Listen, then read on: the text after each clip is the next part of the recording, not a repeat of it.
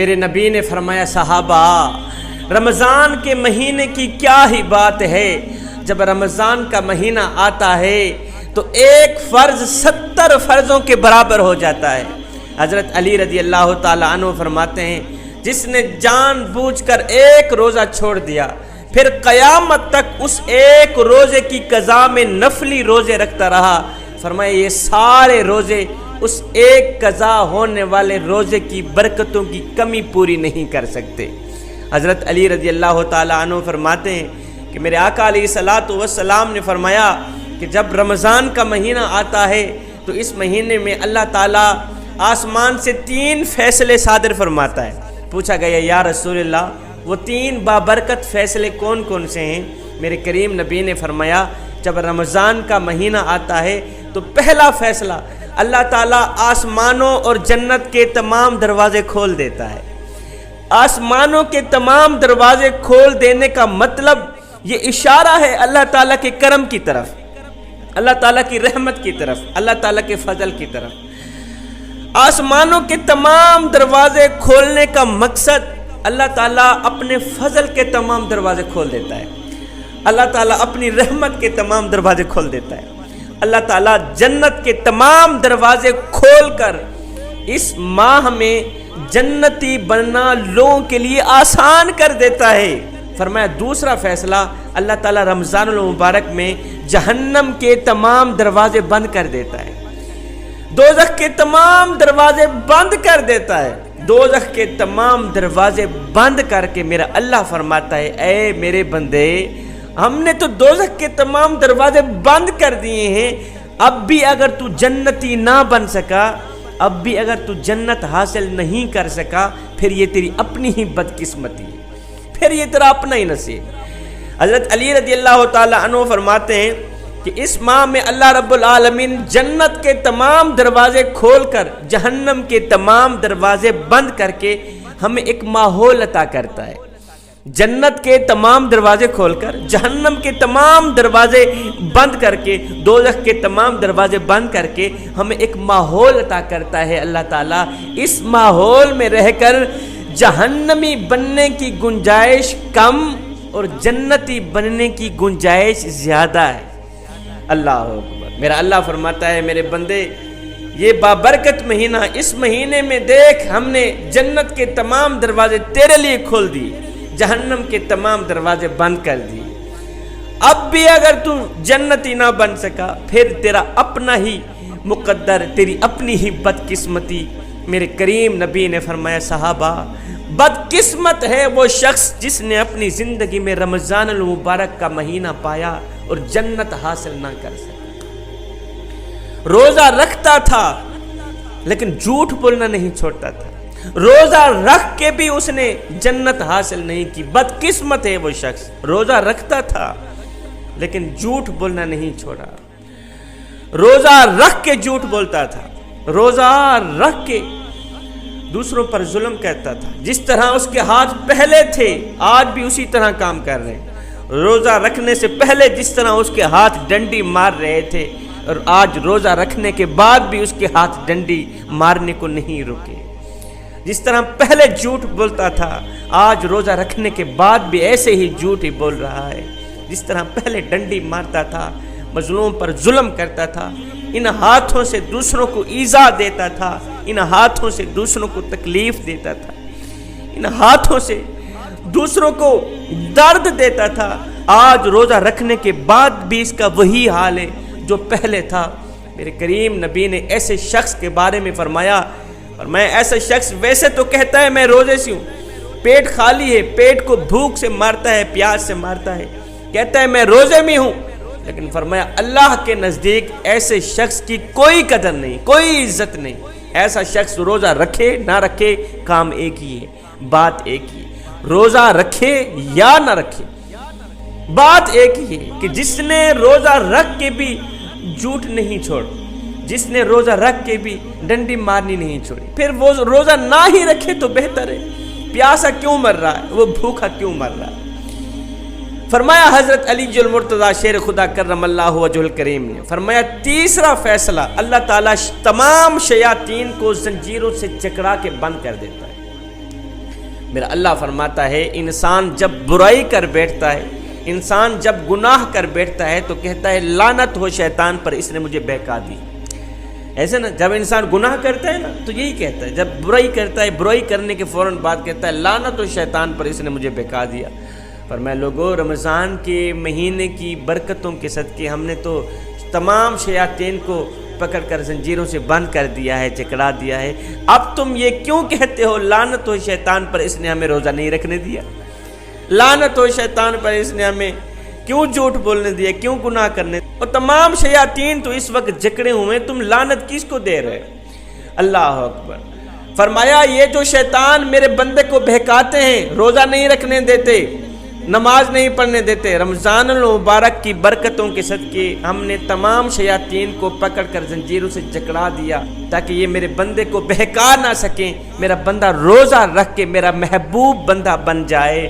اللہ اکبر۔ بہر کے تمام شیاطین تو جکڑا دیے گئے ہیں میاں، جو تمہیں بہکانے والے تھے وہ تو پنجروں میں بند کر دیے گئے، جکڑا دیے گئے۔ اب رہ گیا اندر والا شیطان۔ بہر کے تمام شیاطین جو ہے نا وہ بند کر دیے گئے، جکڑا دیے گئے۔ اب رہ گیا اندر والا، یہ جو نفس ہے۔ اقبال نے کیا خوب لکھا تھا، میاں تیرے اندر یہ جو شیطان بیٹھا ہوا ہے نا، اس شیطان کو مار دے، نہیں تو یہ تم ہی مار دے گا۔ فرمایا اس شیطان کو گرفتار کر لو، نہیں تو یہ تم ہی گرفتار کر لے۔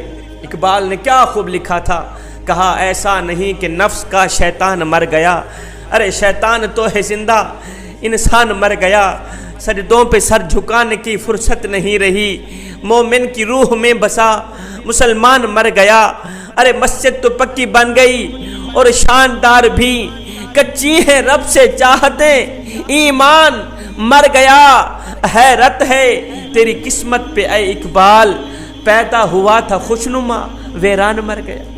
اب انسان کو بہکانے والے جو تمام شیاطین ہیں وہ چکڑا دیے گئے۔ اب رہ گیا انسان کے اندر کا یہ جو نفس ہے۔ اب اس نفس کی اصلاح کے لیے اللہ تعالیٰ نے ہمیں روزہ عطا کر دیے، اس نفس کی اصلاح کے لیے اللہ نے ہمیں رمضان عطا کر دیا، روزہ عطا کر دیا۔ دن کو روزہ رکھیں، رات کو قیام کریں، اور قیام کے دوران اللہ کا کلام سننا۔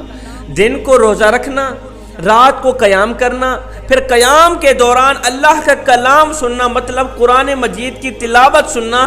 یہ وہ تین کام ہیں جو انسان کی نفس کی اصلاح کرتے ہیں۔ اللہ تعالیٰ قرآن کریم میں ارشاد فرماتا ہے کہ اے ایمان والو، تم پر روزے فرض کیے گئے ہیں جس طرح تم سے پہلے لوگوں پر فرض کیے گئے تھے۔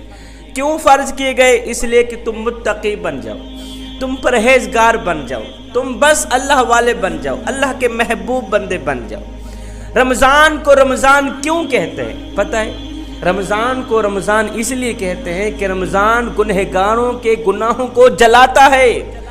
بندہ جب پہلا روزہ رکھتا ہے تو اللہ تعالیٰ اس کے گناہوں کو جلانا شروع کر دیتا ہے۔ روزے دار کی بھوک میں گناہوں کو ڈال کے جلاتا ہے، روزے دار کی پیاس میں گناہوں کو ڈال کے جلاتا ہے۔ جب رمضان کی آخری رات آتی ہے تو میرا اللہ فرماتا ہے بندے مبارک ہو، تو بخشا گیا۔ جب رمضان کی آخری رات آتی ہے تو اللہ تعالیٰ بندے کے پچھلے سال کے تمام گناہوں کو مٹا دیتا ہے، تمام گناہوں کو معاف فرما دیتا ہے۔ جس طرح آگ میں چیز جل جاتی ہے، ختم ہو جاتی ہے، اسی طرح رمضان میں بندے کی بھوک اور پیاس کی تپش سے پچھلے سال کے تمام گناہوں کو مٹا دیا جاتا ہے۔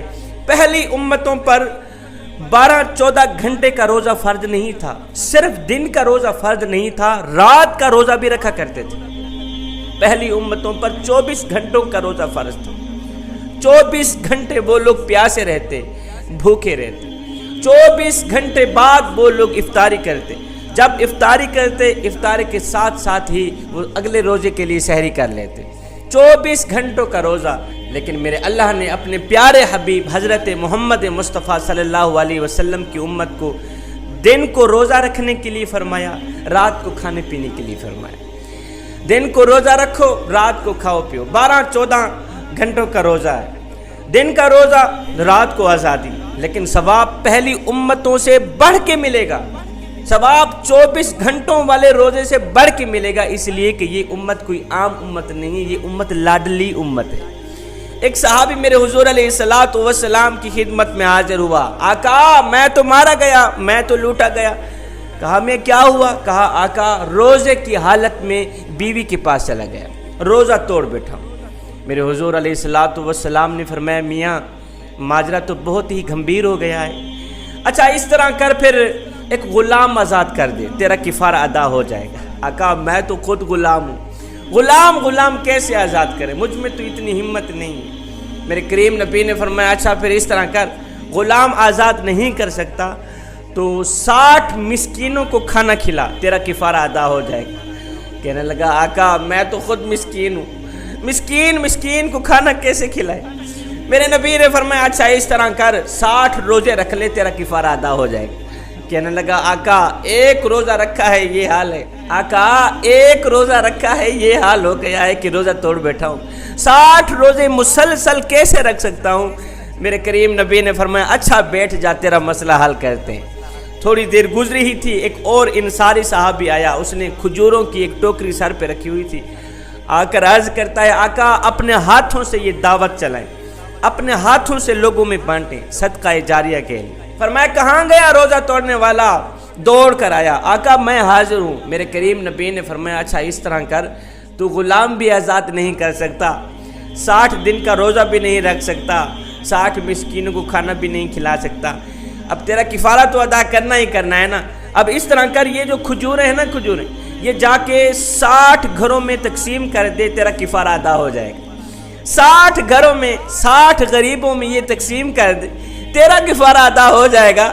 صحابی نے ٹوکری رکھی نیچے, میرے کریم نبی کے قدم مبارک چومے, ہاتھ جوڑ کر ادباً احتراماً کہنے لگا آقا پورے مدینے میں جا کے دیکھ لے, مجھ سے بڑا غریب کوئی بھی نہیں. آقا پورے مدینے میں مجھ سے بڑا غریب کوئی نہیں ہے, آپ اس طرح کریں میرا کفارہ مجھے ہی صدقہ کر دیں. یہ سن کر میرے نبی اتنا مسکرائے کہ میرے کریم نبی کے دانت مبارک نظر آنے لگے.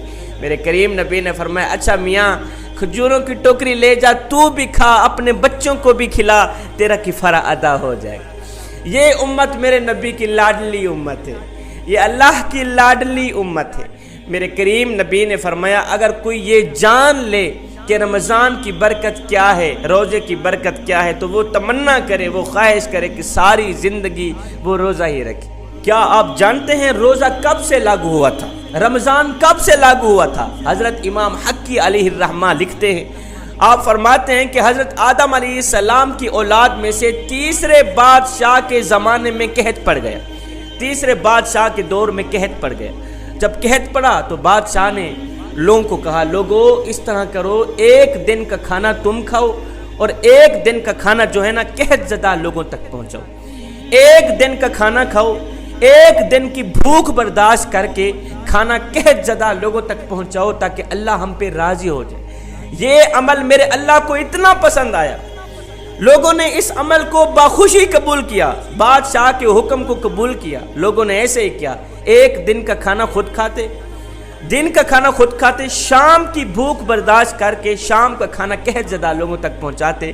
یہ ادا میرے اللہ کو اتنی پسند آئی کہ اس دور کے نبی پر میرے اللہ نے وحی نازل فرمائی کہ تم نے یہ جو عمل کیا ہے ہمیں اتنا پسند آیا ہے کہ ہم نے اس عمل کو عبادت قرار دے دیا, تا قیامت عبادت قرار دے دیا ہے. ماہ رمضان میں روزے کے دوران اللہ تعالی حلال کو بھی حرام کر دیتا ہے. وہ کیسے؟ آپ کی بیوی ہے جو آپ پر حلال ہے, مگر سنو روزے کے دوران بیوی کو شہوت سے دیکھنا حرام ہے. اور مجھے بتاؤ تو صحیح, جب اپنی حلال کردہ بیوی کو روزے کے دوران شہوت سے دیکھنا حرام ہے, روزہ ٹوٹ جاتا ہے, پھر مجھے بتاؤ غیر کی بیوی کو شہوت سے دیکھنا حلال ہوگا؟ کیا روزہ نہیں ٹوٹے گا؟ آپ کی اپنی بیوی ہے جو آپ پر حلال ہے, اس حلال کو حلال سمجھ کر استعمال کرنا روزہ ٹوٹ جاتا ہے. اس حلال کو حلال سمجھ کر آپ استعمال نہیں کر سکتے, شہوت سے نہیں دیکھ سکتے, دیکھو گے روزہ ٹوٹ جائے گا. ہاتھوں کی کمائی حلال کمائی ہے, اس میں کوئی شک نہیں.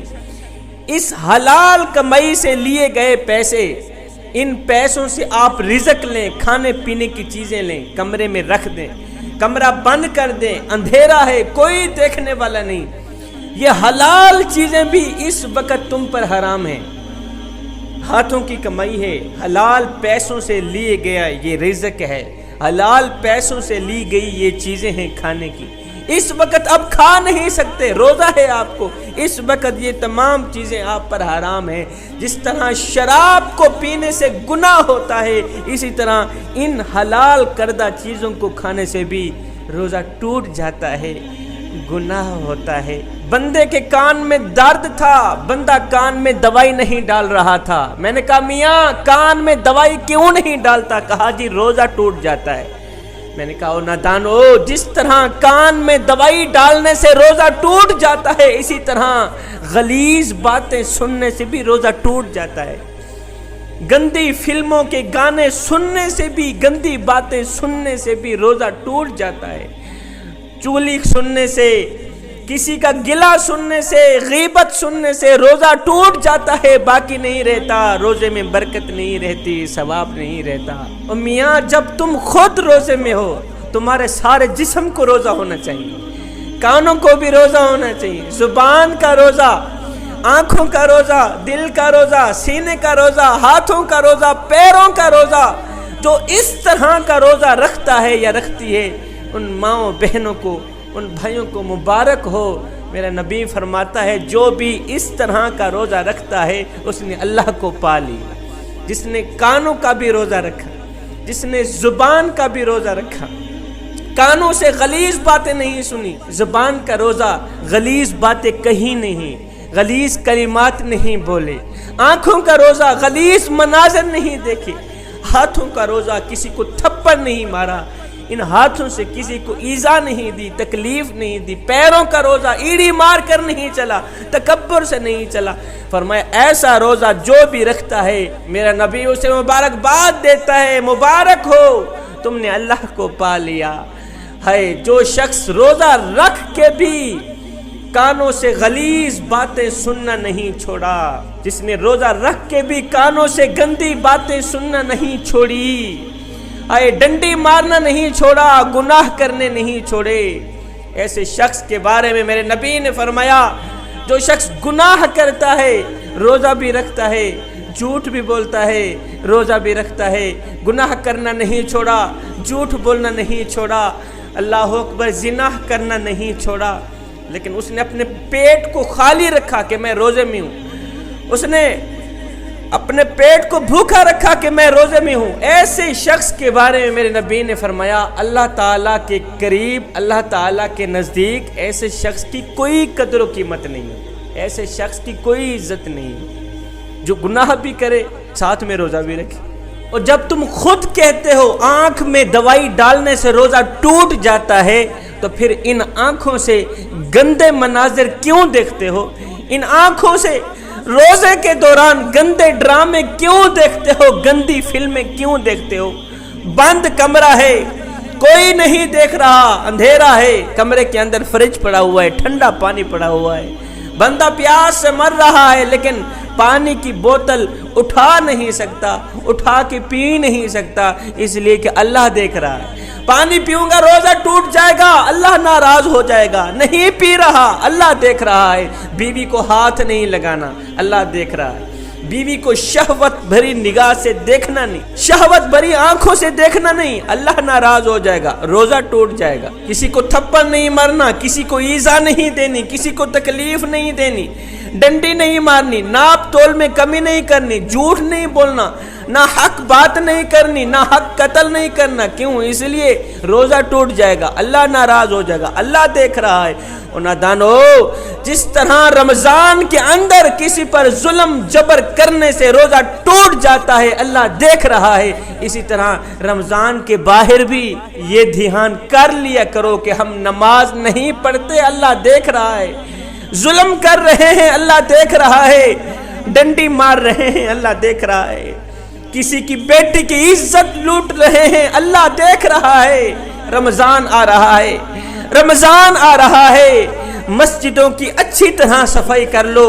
سنا ہے ایک ماہ کے لیے مسلمان آ رہا ہے، ایک اللہ والا تھا، متقی پرہیزگار تھا، مسجد میں بیٹھ کے اس نے شراب کی بوتل اٹھائی منہ پر لگا دی.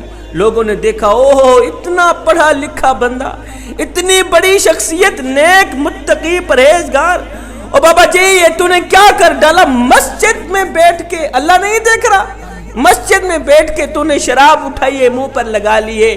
بابا جی اللہ والے نے فرمایا نہ دانو, میں شراب نہیں پی رہا, میں تمہیں دکھا رہا ہوں, سمجھا رہا ہوں کہ تم لوگ یہ جو بار بار کہتے ہو اللہ صرف مسجدوں میں موجود ہے, نامیانہ اللہ باہر بھی موجود ہے, اللہ ہر جگہ موجود ہے.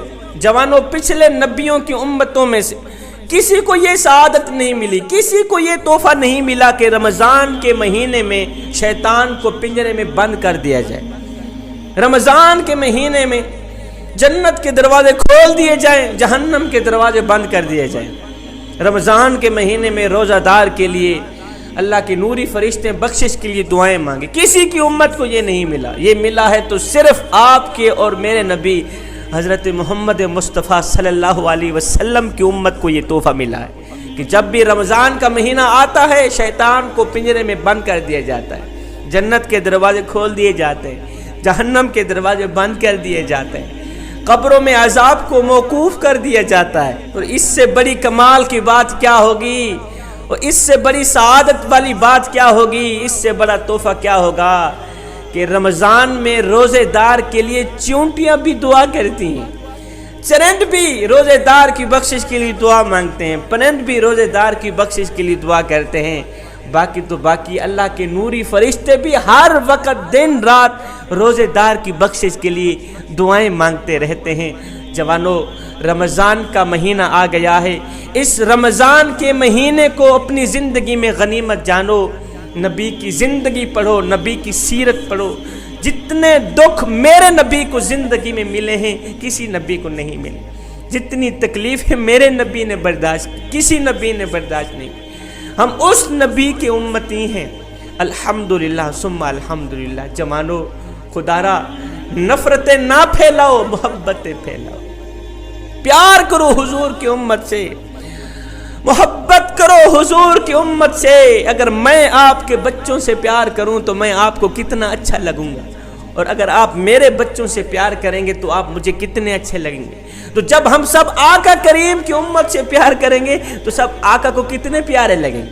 تو جوانوں, آخر میں میں یہی سبق, یہی میسج دینا چاہوں گا کہ کہیں ایسا نہ ہو آپ تو صبح سویرے سحری کر کے ساتھ ساتھ کھانے کھا کے سو جائیں, آپ کا غریب ہمسایہ اس کو کھانے کے لیے سوکھی روٹی بھی نہ ملے. کہیں ایسا نہ ہو افطاری کے وقت آپ کے سامنے 12 کھانے تیار پڑے ہوں اور وہ بھوکا, اپنے محلے میں رہنے والا بھوکا غریب ہمسایہ وہ سوکھی روٹی کے لیے, ٹھنڈے پانی کے لیے ترستا رہے. جوانو, اہم دن وہ نہیں تھا جس دن آپ اس دنیا میں آئے تھے, نامیانہ اہم دن تو وہ ہوگا جب تم لوگ یہ جان لوگے کہ تمہارے آنے کا مقصد کیا تھا. انسان نہیں ہوتا, عمل ہی انسان کو انسان بناتا ہے. انسان عمل ہی سے پہچانا جاتا ہے, ورنہ اچھی باتیں تو دیواروں پہ بھی لکھی ہوئی ملتی ہیں. صاحب عبادت اس مقام تک نہیں پہنچاتی جہاں غریب کی خدمت پہنچاتی.